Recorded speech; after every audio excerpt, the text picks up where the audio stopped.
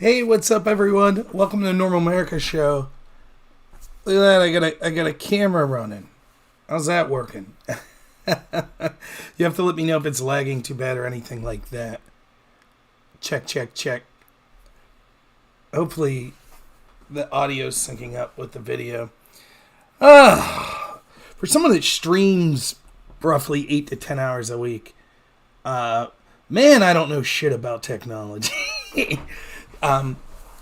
So why have I set up like a chroma key? Well, yeah.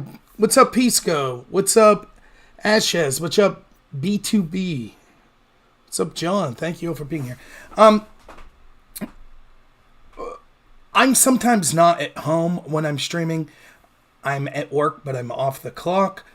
But I don't want... It's a floating head. I don't want any of the background being seen because I'm at sort of work. So it's up to you all. I'll do it this way for a week or two. We'll see how you all like it. We can always go back to just, we go back to this if you prefer. Or we can do both. How's that? Hey! I get a better background, I guess. How about this? How's this look? There we go.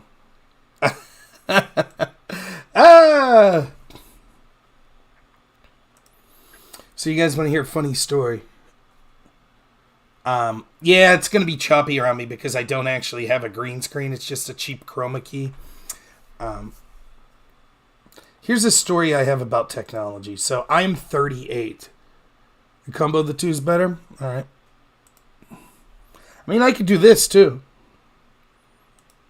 If you guys prefer. You let me know. We could do this. This. How's that? Is that better? Yeah. I think a lot of people probably listen to me. I used to update to a podcast and it was on Spotify, but I was paying like $100 a year and I had like 2 people listening, so I figured, So there we go. Yeah, look at the, yeah. Now I'm Nick Fuentes. How about those white people, eh? You guys have anything to say about people of the Jewish faith? Fuentes. Ugh. Good God. Here's a funny technology story. So I'm 38. This would have been, let me think of the year. 94. I remember when my parents, I used to wrestle and stuff when I was young and played football. And my mom was big into videotaping everything.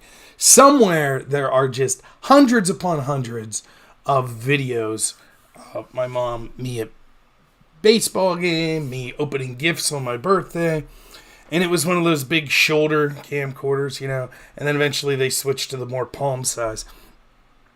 I remember my dad having 2 VCRs set up. And this might be foreign to many of you. Some of you will get this. We used to do what's called spotting for deer. Spotting's when you just go out with a spotlight. You take like a truck. And then you go through fields and through the woods. And you're shining the spotlight at night, looking for deer. It's fun. We still do it occasionally. It's a good time. But we used to go out with my Uncle Zepp, and so me and my dad, my little brother was 2 years younger than me, we would go out. A brief side note, Zepp always got stuck. We'd always take his truck and he'd get stuck, and then my dad would have to walk. This was before cell phones, so he'd end up walking like 3 miles through the woods to the nearest house to get help. Happened at least twice. I remember it happening when I was a kid. But anyways, my dad decided one night to take the camcorder and film while we were spotting deer. Then he realized that he was able to, through having 2 VCRs, he could record a song behind the videotape deer. And again, this is like 1994. And I'll never forget, for months, everyone that entered into my house, my dad had to show them the video he did of this buck that we were spotting. And my dad put the song Walk Like an Egyptian behind it. And he was convinced that the moment that the deer turned its head was exactly when they started the whistling in that song. But that was big technological news in 94 to 96 in the Noor house. So I wonder if he still has that video. It's so ridiculous now because you see how you could just do so much with technology, video, audio. But oh man, my dad was, that setup, having those VCRs set up, and that was big shit.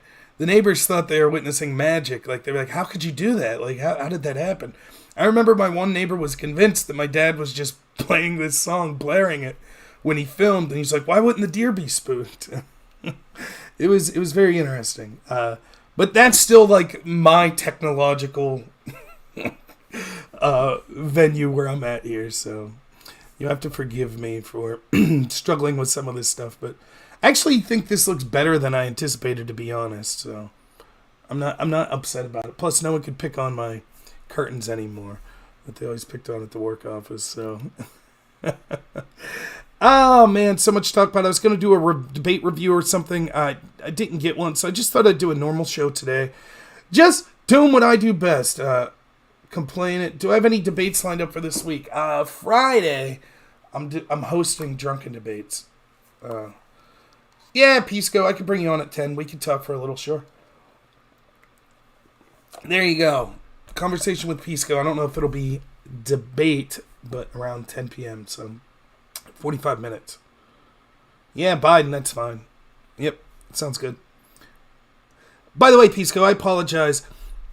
I'll send my audience on this. I'll ask again. Does anyone remember about 5 months ago, Pisco and I had a conversation about Mar-a-Lago being raided? I had a conversation with Sonsel, and then like 2 days later I had a conversation with Pisco. We were trying to find that, and I think that it was an impromptu discussion. So in other words, I think it was titled like tonight's video, but then Pisco called in and we talked about it. We were trying to find that video, and I can't find it. So if anyone knows, it would be from about 5 months ago. It was probably a week or two after the raid, maybe even less than that, of Mar-a-Lago. So if anyone finds that, it should still be up on my YouTube, I would guess. Thanks, McLinebacker. Yeah, put a link out to it if you find it, and then I would like to make sure that both Pisco and I have that, because one of the things I was doing with those early conversations was setting the precedent for what happens in the future if another situation comes up with classified information. And it's kind of, I will say this about Pisco, we'll see what happens with the phone call, or when he calls in here later. I think we're both consistent in the opposite way, if that makes sense. Because I think Pisco is taking the Biden situation very seriously. I'm taking it serious in that that's the standard set forth by the Biden administration and the Biden DOJ. But, as today once more proved, as I've been saying, it is one of the least well-kept secrets in Washington that almost everyone of prominence mishandles classified information. And at the end of the day, I don't know that it warrants impeaching everyone. I would be fine with it, to be honest, because I hate almost everyone in Washington. So that's great if that's what the standard becomes. I don't give a shit. That's fine. If Trump goes down, but we take down everyone else in Washington too, 2 thumbs up. That's why I voted for Trump. So I'm fine with that. But I don't know that it's this, holy cow, piss your pants, our nuclear secrets are out there, as the entire media and Democratic apparatus wanted us to believe. And now it's blowing up in their face. Just today, we find out Mike Pence, who got all sanctimonious about Trump mishandling classified information, turns out he as well found classified information at his home. So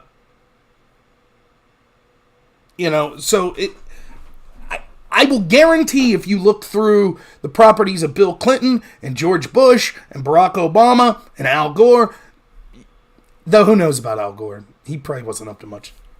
You'd find a bunch of carbon credits at Al Gore's house. That's the status quo. And again, the problem I've always had, and the theme goes back to even the Russiagate investigation of Trump. If we're going to start prosecuting people for failing to register as foreign lobbyists, I have no problem. Prosecuted Manafort, great. Now prosecute the people in the Podesta group that did it. No problem. Hillary Clinton's campaign managers group. They also failed to register. Prosecute Hunter Biden. He also. If we're going to investigate people for shady connections to Russians, no problem. Now investigate Hillary's team and the FBI for their connections to Igor Dushenko. Investigate Christopher Steele for his contacts to Oleg Deripaska.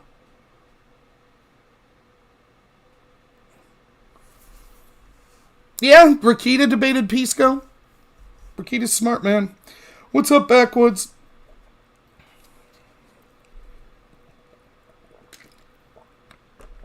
Thanks, Keelan. I'm on vacation, so I just got done watering these plants. So,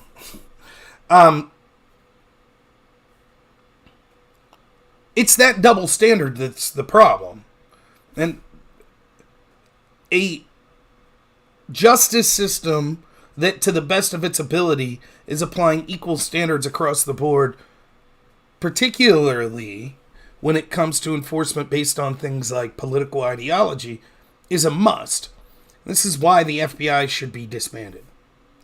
We found out yesterday that the one FBI agent that was investigating Trump for Russia collusion was himself improperly connected to Russians. So we know Hillary's team was connected to Russians. We know the FBI was paying Russians. And now we know at least one FBI agent that was investigating Trump about Russians was himself illegally connected to Russians.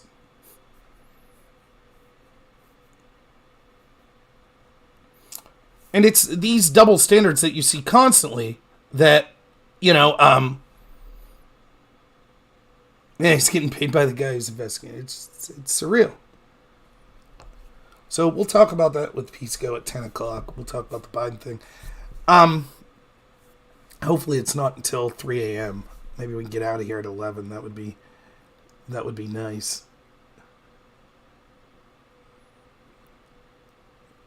What'd y'all think of the insurrection in Atlanta? The left-wing inspired insurrection. Shooting at police officers, using incendiary devices to attack public and private property, having autonomous zones. I mean, people forget. One of the things that happens, and it was one of the reasons that I've been going back looking at old videos and debates that I've done, is we forget that the world wasn't always like this. We didn't have a 24-hour news cycle. I remember, I think I've told this story before, but when I was a senior in high school, so it would have been 2001, 2002. Yeah, I hear you, Vita. I originally was going to college for communication to be a journalist. I actually wanted to be like a sports commentator or a sports journalist, but that was the original idea that I was going for. So in high school, I got to tour KDKA. KDKA is, I believe, the first broadcast network in the world. It's out of Pittsburgh, and I remember going and meeting some of the local news people. I think Delano was one of the guys that spoke to us. And I remember asking, where do you see sort of the news industry going? And he said, and again, this was like 2001 or 2002, he was like, inevitably, local news will be phased out. So you won't tune in for your local news. Instead, there will just be a handful of places and it'll just be national news all the time. And we all thought that was ridiculous. Like in 2001, it was like, well, what are you talking about? But this was before Fox News was huge.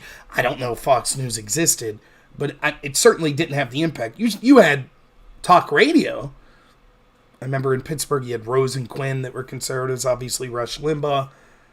But the sort of big 24-hour cable news wasn't really a thing. I still knew the local weatherman. My parents, just because, would have at dinner, the local news would be on, the 5 o'clock news. Those things still exist, but I don't know. I don't watch them. I don't know anyone who watches them. Now we have this 24-hour news cycle.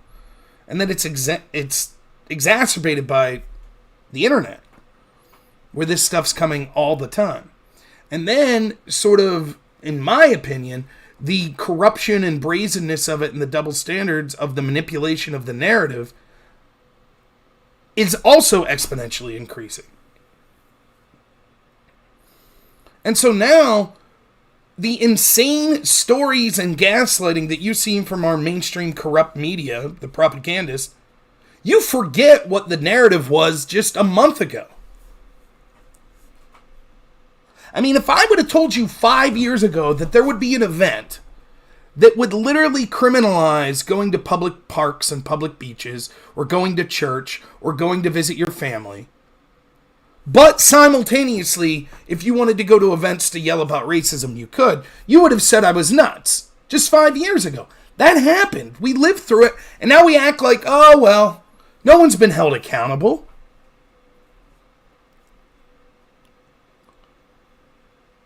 Since 2016, we've had a constant investigation into the one president that they felt they couldn't control. Constant investigation. Constant leaks to the press. Robert Dahm says, "You are nuts, a-hole." Well, make up your mind. Am I nuts or an a-hole? Use some punctuation, for God's sakes.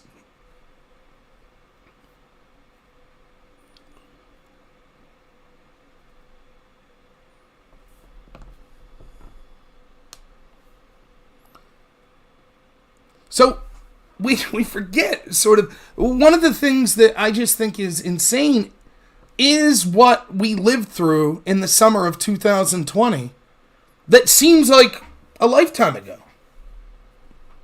Every night you could come on and you could see left-wingers rioting all across this country. Even if you went back before that, inauguration night of Trump, left-wingers rioting in several cities across this country. Left-wingers beating the piss out of people in places like Berkeley for trying to go see conservative speakers.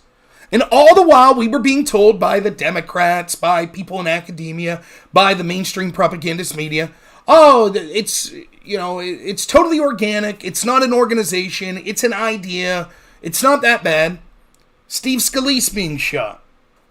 We had an assassination attempt on Kavanaugh not a year ago. Maybe a little over a year ago at this point.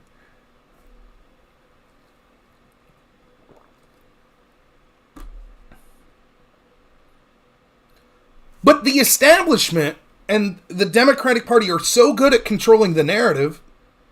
It's the Republicans. It's Trump supporters that are the insane violent people. They're insanely violent. They're responsible for almost all of the political violence in this country. We just memory hold that all that left-wing violence, it was mostly peaceful. Forget about that. So I go back and I look at videos at the time, because I tell you all this all the time. It's amazing how I was saying. I was like, you understand that eventually there'll be an incident where right-wingers riot. That'll happen. And you people are going to lose your mind. No, we won't.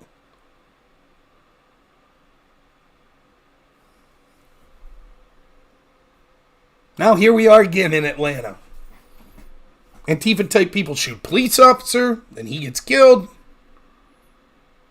Then they riot.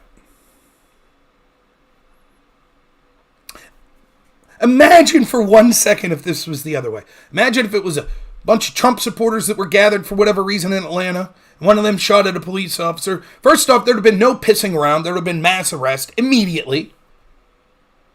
But if there wasn't, and Trump supporters decided we're going to start burning things, do you think that all these media outlets would have been like, well, it started off as a peaceful protest, but then some bad eggs got violent? You think that's how they would have reported on it? Our FBI says Antifa is just an idea. Every time there's one of these riots and they decide to temporarily arrest someone before they're put back out in the street again, most of them from out of town. Where are they getting their money? How are they?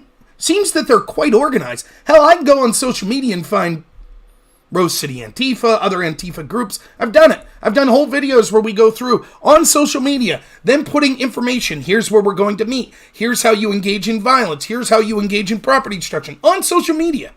Now, as a conservative, I get kicked off if I say I'm against lockdowns. I think the virus came from Wuhan. That'd get me kicked off. But these people can talk about violence, and somehow the FBI couldn't find that information. You tell me, Keelan.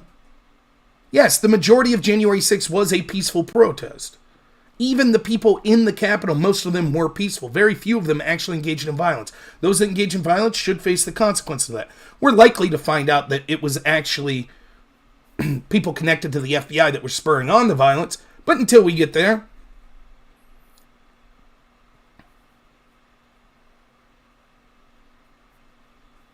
I didn't find it yet, McLinebacker, if you're asking me. But that's not how our FBI phrased it. That's not how our corporate media phrased it. They didn't say mostly peaceful. It was a peaceful protest that some fringe elements got violent. Who funded January 6th? Well, it seemed to be an organic situation where a bunch of people were pissed off and what? What we do know is that the FBI is claiming that they had informants that were talking to them on a weekly or bi-weekly basis. So if there was some big plan, I don't understand why they didn't know. And yet they're claiming that when they're charging people.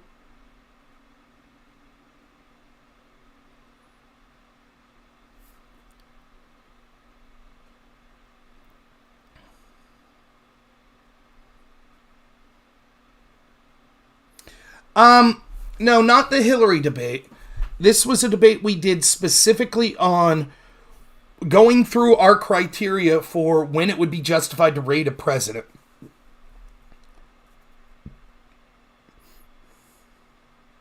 What's up, Gizmo? How you doing, man?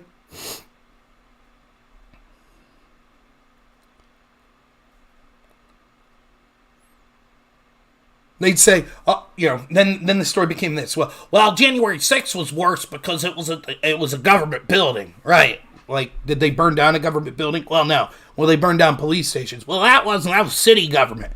Well, they've gone into state capitals. Well, that's state government. We're talking federal. They used violence and they went in. People died, right, because they were killed by the police. No police officer was killed there. Well, yeah, but still. And there was violence and police were harmed in many of the left-wing violence. Hundreds of police were harmed through the George Floyd riots. Well, that was different. It wasn't at the Capitol. They were trying to harm our politicians and stop our, duly elected government. You mean like May 30th when they took Molotov cocktails and tried to break into the White House and burnt down a guard station because they were trying to remove Trump? Well, that was different. That's different.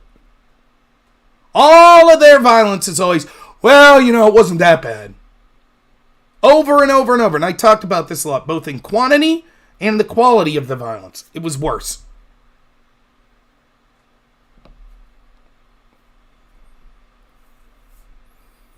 What are you talking about defending either one? Oh, it's another both sides do it guy. Hey guys, it's cringe to defend either one. This guy's here and he's talking about these double standards and how every major institution has made January 6th into one of the biggest events of all time. It's the biggest FBI investigation ever. People are being held without due process. People are being arrested, thousands of them that weren't accused of violent crimes. They're still arresting people to this day. It's been used as an example to censor people online, to take away people's First Amendment rights and Fourth Amendment rights, to go after all of that. It's been ushered in one of the most authoritarian police states to go after political opponents that we've seen in our lifetime. But this guy's like talking about that, and it's like both sides do it. It's cringe to defend either. It's very cringe. That makes it cringe. Yeah, great point, man. Great point. Yeah, excellent point. Am I defending January 6th? That what I'm doing? Let me repeat again. You ready? Anyone engaged in violence on January 6th deserves to be punished by law enforcement.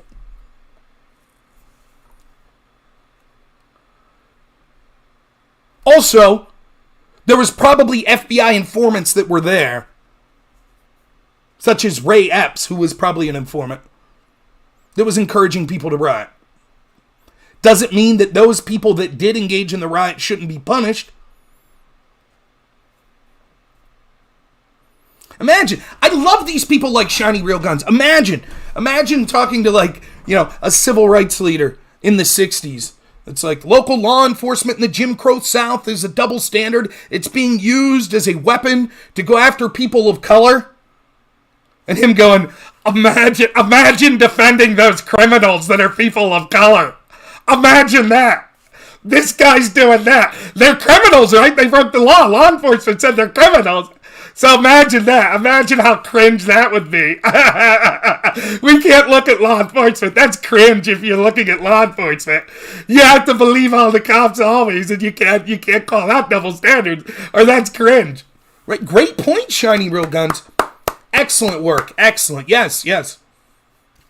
Awesome, awesome stuff.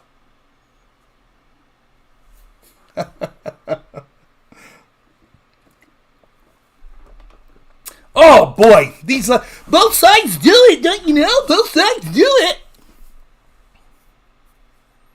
Tell you what, Shiny Real Guns, when the FBI is knocking on your door because they say the fact that you're criticizing both sides means that you're sympathetic towards domestic terrorists, then they lock up everyone that went to like the May 30th protest, lock them all up, have one of the largest manhunts. When people are calling the FBI saying, I saw a picture from May 30th, my neighbor was there, go arrest them. When you're getting fired from your job and shit like that, then you can talk to me about both sides.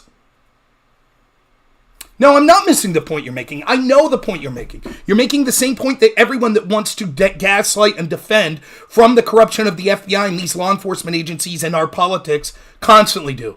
Oh, you by calling out the double standard and the corruption, that's defending the people.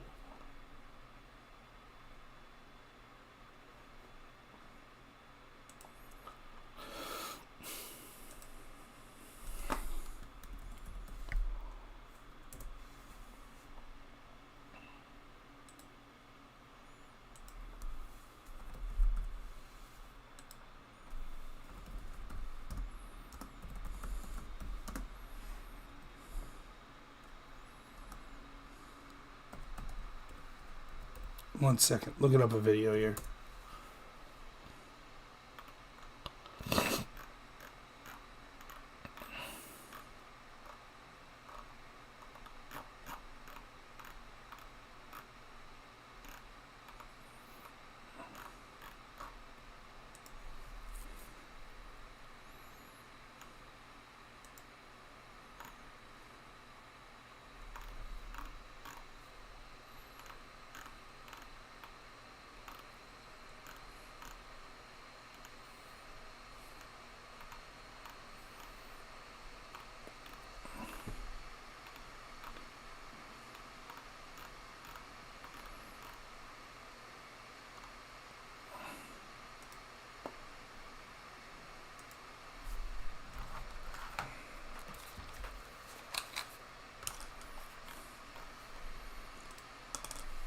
Now, for everyone I've heard, oh, Rob, he's defending. Oh, he's okay with the violence. What's up? What's up, River? How you doing? Rob's just defended all the violence. He defended all the violence. I will bet you that I was the first conservative commentator, possibly in the world, to call out the violence on January 6th. I called it out before they entered the Capitol. I remember vividly because January 6, 2020 was the due date of my son. So I was nervous as shit all day that we were about to rush to the hospital. He was born January 9th, so he didn't come on the 6th. But my wife made a grocery pickup order, which I was going to pick up, and I was looking at video of the rally at the time. For weeks afterwards, I argued with people that suggested violence would be the answer, said it was horrible. I argued with people that said all of the people that engaged in violence were left-wing people. You show me shiny reels. You show me where your video was condemning it.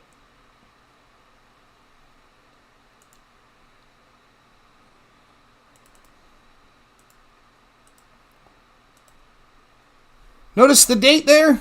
I'm sorry, I said 2020. I meant 2021. January 6, 2021. Hey, what's up, everyone? So I'm going to pick up a Walmart order. Got my trusty mask here. It's nice. I don't have to get out of the car. So not just for COVID reasons, but just in general. Sorry about that. Thanks, Aftershock. Yeah, I just wanted to make a comment on initial reports that, and I've seen some video that strongly suggests this is the case, that some of the people at the Trump rally are trying to storm Capitol Hill. Now, look, as of everything, I'm not going to be a hypocrite about this, but as of everything, we should wait for proper context as to what's going on. We're only seeing snippets of videos to see what's going on. But certainly if this was a left-wing rally, I would be out there commenting, even though I'm open to more evidence, but I would be out there commenting on why this was bad if it was the left. So I'm not going to be a hypocrite. I'm going to make the same, not a jump to conclusion, but the same initial take, and then I'll wait to see if more evidence comes forth. So there's several things to say. One, I am unambiguously condemn any sort of political violence if it occurs on the right or the left. I condemn the people that are trying to physically get through the police to get to Capitol Hill. I am saying this with the full knowledge that this will reduce the amount of people that watch my channel. That as a Trump supporter, for me to condemn this sort of things, as someone who thinks the election was stolen, that people think that I'm giving up, and that this somehow means that I don't care that the election was stolen and all this stuff, that couldn't be further from the truth. And remind you, I think the election was stolen before the election because we allowed propagandists to infiltrate the mainstream media, academia, corporate America, the tech companies, etc. And their ability to propagandize will mean that they never have to steal another ballot. So I understand that there are a lot of people watching right now that'll be pissed. How dare I condemn these patriots? If these patriots are using violence to trying to storm Capitol Hill and get through police, they are wrong, and they should face legal consequences for doing that. I cannot be clear in saying that. If that upsets you as a Trump supporter, I'm sorry. I've gone through why I think that this political violence is immoral and unjustified and also unstrategic. This sort of image is exactly what the left wanted. It's exactly what the establishment wants, because now they know that, think of the radical nature of the things that they're about to do and the things that they have done. If the police attacked them first still, I don't know. We'll have to see what the full context is. But it looked to me like they were trying to storm Capitol Hill, which is a no-no anyways. But we'll see what the context is. But we should be honest. If this was on the left, many Trump supporters wouldn't be saying, well, let's look at the full video and see if the police attacked them first. It is the right thing to do, and we'll see what the full context is coming up. But again, in general, just my initial take on it, without getting more evidence, political violence is wrong. I'm going to lose you just for a second here. I talk about this all the time. The way we win this is a battle of information. We need to wake up the great masses. There are the populists, regardless if you lean left wing or right wing, that care about the people of this country. And then there's the establishment, regardless if they claim to be Republican or Democrat, that don't give a shit about the people of this country. And they want us divided. But the vast majority of people are somewhere in the center. We need to wake those people up to our side. The establishment will now use as propaganda. Oh, look, those populists that claim to be reasonable, look, they're unhinged lunatics. It wasn't as bad, and I'll get to it. I just want to make it clear in general, right, what's going on, what my take is on the idea of political violence. I'm about to lose you for a second, and then I'll be right back. So I'll be gone for like 30 seconds. This is entertaining, right? Just me driving. Good shit, Rob. Could you tell I'm a little nervous getting ready for now my wife? Let me now go to arguments that I think my supporters will like more. We have to have a sense of proportionality. Even what we saw in this video, is it anywhere close to the damage, violence, devastation we saw from Black Lives Matter, from Antifa, from leftists? Are they beating people because they're wearing hats supporting Joe Biden? Are they lighting buildings on fire? Are they looting businesses? Are they doing that sort of stuff? No, they're not doing any of that. But I just wanted to make it clear at front that I'm not being hypocritical, that anyone that's engaged in political violence should be held accountable. Again, I'm open to seeing what the circumstance around this was, but I should also be open to seeing what the circumstance around was when Antifa riots against the cops and fights the cops. They say all the time, well, that's because the cops punched them first. That's because the cops sucker punched them. That's because the cops tear sprayed them first and things like that.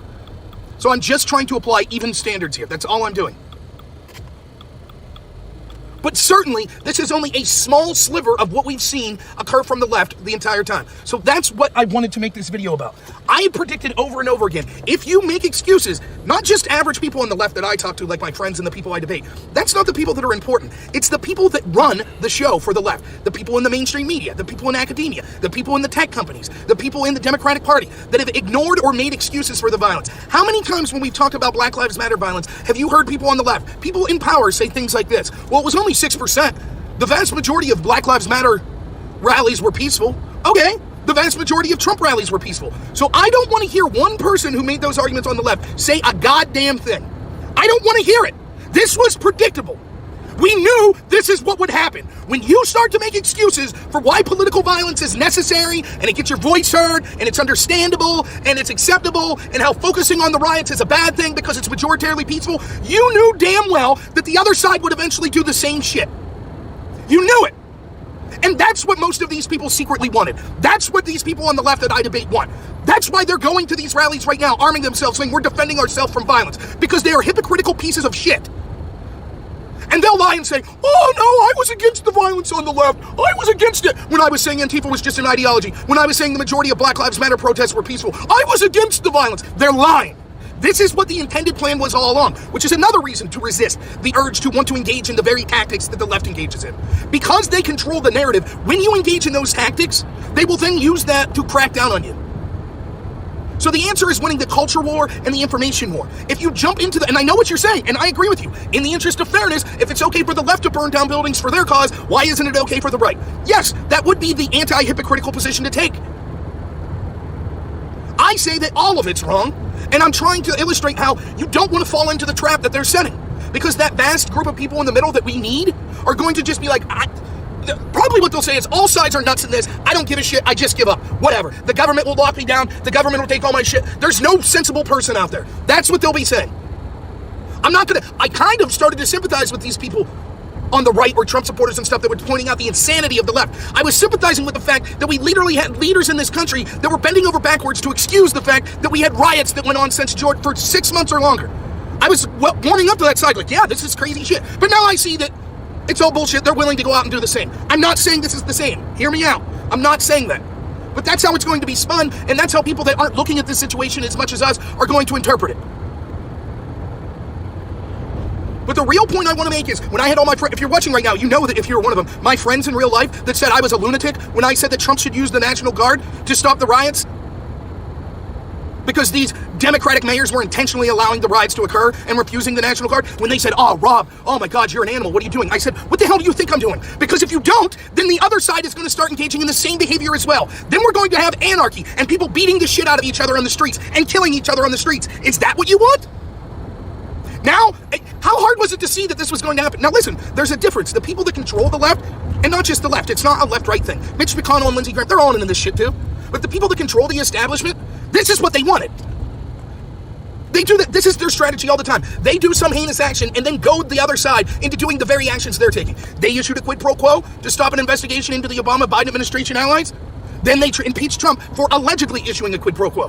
They illegally investigate Trump. Then they accuse Trump of being a criminal if he wants to investigate the other side. They engage in riots and slander and racism. Then when the other side engages in things that are interpreted that way, they condemn them. That's the plan. That's what they do. Oop. Sorry, I lost you there. That's what they do over and over again.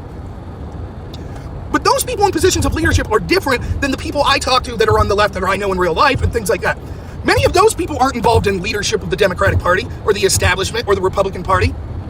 Those people legitimately were brainwashed into thinking that it was somehow acceptable to have political violence on the left because their voice needed to be heard because white privilege and Black Lives Matter and bullshit like that I also fight against regularly. And I said, don't you understand what you're doing? You do understand how you're going to radicalize the other side. You get that, right? We know you don't give a shit because you're brainwashed or you're a hypocrite or something. You don't care when your side is committing violence because you say, oh, I'm not going to be targeted by my side's violence, so I don't care. I'm not personally at risk. I'm not the shop owner that lost my shop. I'm not David Dorn that was executed. I'm not the 5 police officers in Dallas that a Black Lives Matter person murdered. So I don't give a shit. I'm on their side. Let them go out and engage in violence. I said, you do understand, though, that this will set the precedent that the other side will then engage in violence, and now you and your loved ones will be targeted. You get that, right? Not to mention Antifa and Black Lives Matter will also target you if they feel that you go off the reservation. You get that, right? You understand it. Oh, no, that would never happen. So let me call out someone specifically like Dylan Burns, who's out there nobly fighting against these invaders, these far right-wing invaders, because he lives in D.C. Now, he didn't do shit when the noble left-wing invaders came to D.C. and were burning down St. John's Church and other shit like that. He didn't care about that. Surprisingly quiet when it came to that stuff. Isn't that odd? Surprisingly quiet.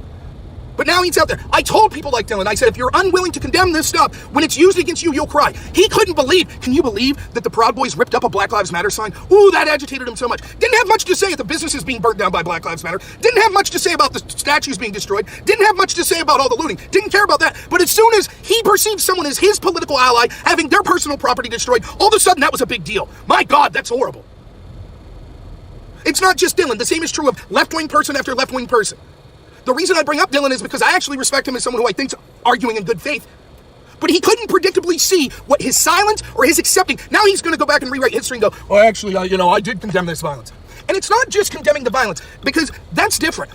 The important part is people in positions of leadership and what did they do. Remember when Jerry Nadler was asked about left-wing violence and Antifa? He said, that's a myth. Remember when we were told that it's just an ideology? Remember when excuse after excuse after excuse was given to justify, oh, it's only a small portion of these Black Lives Matter rallies, then you don't get to say shit when the other side riots. Again, even if we theoretically a full-blown riot breaks out in D.C. tonight, how many Trump rallies have there been? And so this is one riot? So the vast majority of Trump rallies have been peaceful, right? So do you think people on the left will go, fair enough, we're not going to mention this riot at all. Why would we just focus on this riot? The vast majority of Trump rallies are peaceful. Do you think that's what they're going to say? Do you think that's what Chuck Schumer and Nancy Pelosi are going to say? Of course not.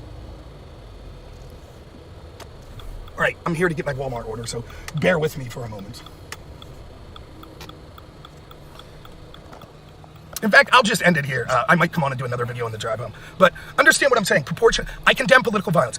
We can see what the circumstances are behind why it appears these people were rushing the police if the police attacked them first. But if we're going to do that, which I agree we should also give Black Lives Matter the benefit of that doubt as well. When we see them fighting with police, we should say, well, what's the greater context? Were there videos out there that showed the police started it? I had initial takes with Black Lives Matter and the riots that I saw with them and Antifa. And so I'm going to have that same initial take here when it comes to someone that's perceived on my political side. And even if it's not as it seems, I want to be clear that I condemn this political violence because it's immoral, or I condemn political violence even if this wouldn't fit into that definition, which it seems to me that it does at this point. But I condemn political violence because it's immoral and it's unstrategic. And I'm trying, and I've spent 2 years on my show pushing back against radicals on my side that said, the left engages in violence, why can't we? I continually and will continually push back against that. But the greater reason that I'm making this video is to say to all my friends on the left, to everyone on the left that made any excuse for any of the violence we saw on the left, shut your fucking mouth. You don't get to say a word. Shut up. And I'm going to have friends in real life that aren't going to like when I talk to them because they're going to say, geez, Rob, my God, did you see this violence? Shut your mouth. You endorsed Black Lives Matter that had violence occur in over 200 cities. You endorsed it. You said focusing on the riots was bad because the majority of it was peaceful. So shut up. You don't get to say a damn word. You're getting the civil war you wanted, you stupid shits. People like me that have integrity will continue to speak out against it. But you, shut your mouth. You disgust me. But I'll still protect you. I'll defend you. I don't want to see you fall victim to the very violence that you cheered for or ignored. That's it. That's all I have to say. No, I know I'm passionate about it because I'm very passionate about I don't want to see people get hurt. Amen and amen. Yeah, you're right. Thanks. So, now, having said that, I have a kid coming Friday. It's the most exciting time of my life, and I'm very happy, but it's nice to vent. I hope if you're in D.C. and you're watching this, please, please, please, God, I don't care if you're on the left or the right, please stay safe. Please, please stay safe. I don't want the people that are there cheering for Trump. I don't want the people that are there cheering against Trump that have to go through any violence. I don't. Please stay safe. Make your message in a peaceful way. There are other things we could do to fight back, please. So, all right, thanks so much, everyone. We'll talk to you all soon. I might do a video on the way back. Probably be calmer, but thank you so much. As always, have a good one. Now, unfortunately, I had to delete a bunch of stuff from YouTube, so that video is no longer on YouTube. But you can find it on my Odyssey. I'll put the link there. A couple questions that were asked in there. No, key lime is not banned. There should almost be no one banned. I think I unbanned pretty much everyone, at least from Twitch. YouTube, I don't know how to unban people, and I don't give a shit. Where's that Shiny guy? Now play your video, Shiny. Oh, Rob, defending the violence on January 6th. Go ahead, play your video. Huh. No, I was not there January. That video that you just saw was literally on January 6th, 2021. You can see that I wasn't in D.C. I was in Clarion, Pennsylvania at Walmart picking up groceries. You're not a content creator. Oh, okay. We know. You just started social media. Can you show me all your videos or your posts when you were condemning May 30th, 2020? When the violent lefties tried to have an insurrection and used Molotov cocktails to burn down a guard station to try to remove Donald Trump? Can you show me your social media posts when you were excoriating media and Democrats for picking on Trump because he had to be moved to a bunker? Can you show me your social media post where you were excoriating the writers of the New York Times for the day after that? Threatening to quit if Tom Cotton's op-ed wasn't removed, suggesting using the National Guard to stop the violence. Can you show me any of that? Wait, I know. Wait, I know. I'll answer for you. I just started my social media account right after that. I didn't have a Twitter or a Facebook or Instagram or YouTube. I didn't have it until after that stuff happened. Right, we got it. No problem, Nick Linebacker. Right, Rita. Yeah. We know. Now, did everything I called out happen, didn't it? They're going to use this to crack down on us. That's going to be the story, that right-wingers are violent. I was right when I told people for months that eventually, because the left was gaslighting that there was no violence, it's all peaceful when it was the George Floyd riots, that inevitably the right would riot as well.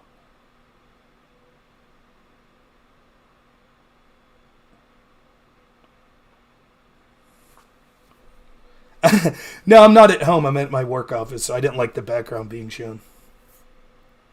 Violence is stupid. Let me be clear.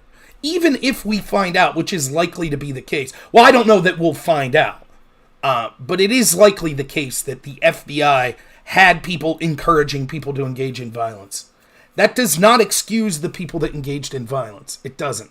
It should mitigate the punishment that they receive, because even though you're still culpable morally and legally in that sense, well, I guess legally would be a question, but you're still culpable morally.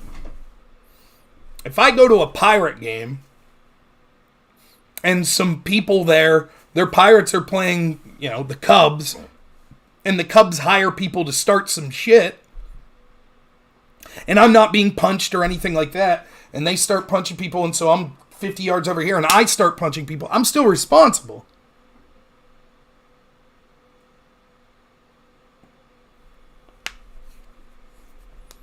Tell us about your dog, yeah. You can't have the document.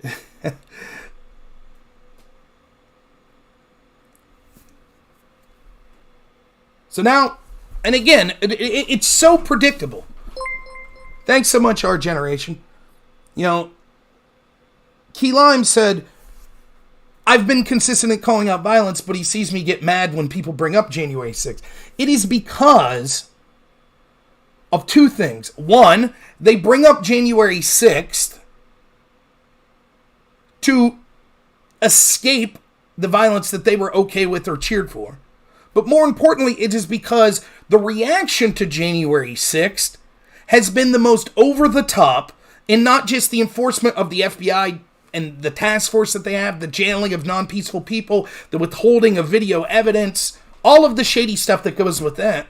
But also, furthermore, the ability to use that event as sort of a Reichstag fire moment to justify any amount of authoritarianism. Justify saying that social media should censor large swaths of people. Remember, hundreds of thousands of Twitter accounts and other social media accounts were expunged almost immediately after January 6th. Hell, DLive was a platform that I was on. I still have a DLive account. But all of a sudden, you had to register your account as for mature audiences only if you talked about politics because they were so worried about January 6th.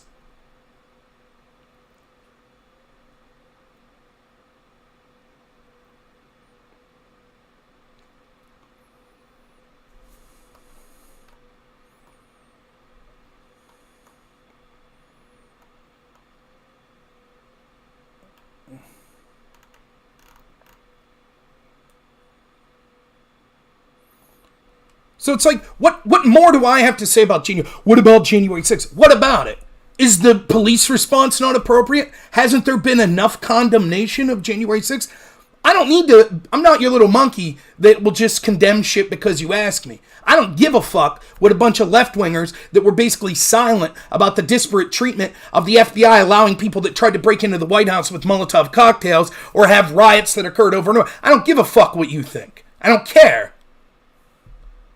I do videos for me and for my audience and for people that are more reasonable. But, as an FYI, yes, I did condemn violence on January 6th. I always have.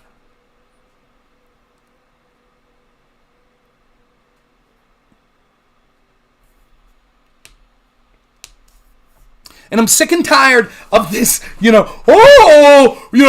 happened? I debate Destiny. I did go back 2 weeks ago and watch the review of the first debate I had with Destiny, where he's saying rioting and voting are two sides of the same coin. It was 5 days after the George Floyd riot started. If they want to attack government property, I don't see what the problem is. And then when I'm telling people that sort of mentality is going to lead to the right eventually rioting, and you're going to freak out. And that's exactly what they all did. And not just them, but the people with actual power that control our media, that control our politics, that control our academia, that control our public narrative. Then when we see the left riot again, it's like, oh, well, no big deal.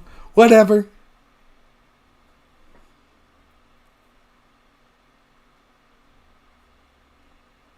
Yeah, Pisco, let me know when you're ready. We'll just do Discord if that works for you.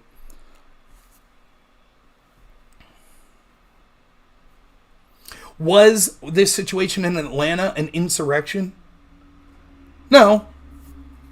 Was it Democrat inspired? Yeah. Absolutely. Hell, the minority whip's son was involved. But my standard doesn't matter. Who am I? Some guy with 70 people watching. You know whose standards matters? The Democrats in charge, the DOJ, the FBI, the people that run our social media, corporate tech companies, etc., academia. And they said, oh boy, if there's political violence directed against the state, then we have to look into who inspired it. That's incitement. We need never-ending investigations. We need to raid people. These FBI, we need a huge FBI task force. Find out. We need neighbors to report if they knew someone that was there. What's up, Milo? How you doing, man?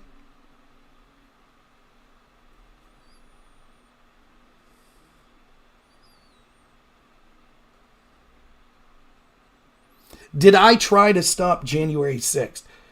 So January 6th was Republican inspired, right? And do you see these people? Imagine how fucked up you'd have to be. Now we know these people are bad faith. I don't know about our generation. Shiny, I could tell already is bad faith. Imagine how shitty of a person you would have to be, right?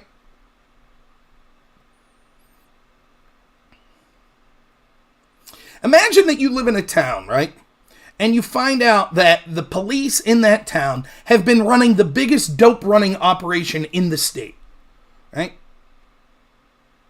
Imagine that. And then imagine someone stands up and goes, this is horrible. Law enforcement's running this operation. It was $1 billion operation. You know, this drug running was enriching terrorists and, you know, cartels, and it was poisoning our kids. It's in a massive scale. And it went on for so long because the very people tasked with solving these sorts of things were involved with it. Right? And then imagine Shiny Real Guns comes in and goes, but why didn't you talk about the homeless guy that got arrested selling weed? Why didn't you talk about him? Him? You admit that's bad too, right? Like, we've talked enough about the corrupt big people that get away with everything. Let's talk about the homeless weed dealer. What about him? Do you have anything to say about him? Why didn't you call him out? What's up with that?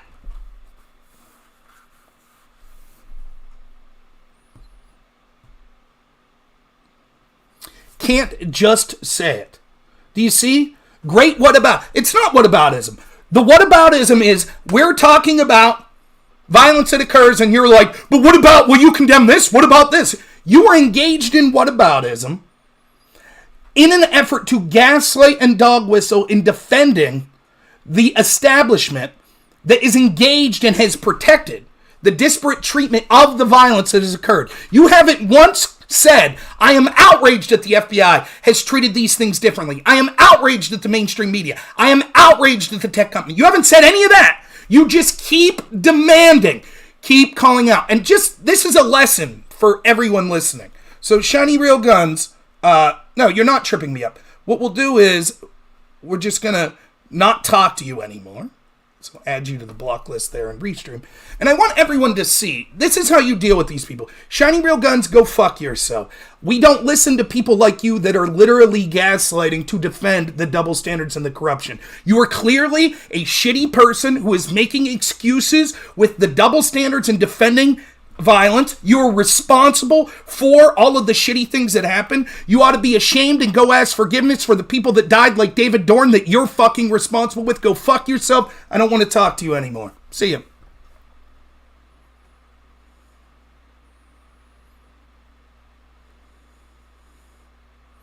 Good. Generation likes as a channel how we refuse to allow free speech.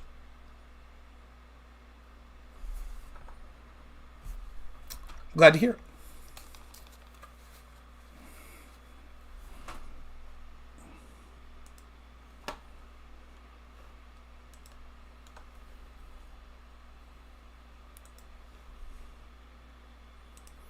All right, let's see if Pisco's ready to go.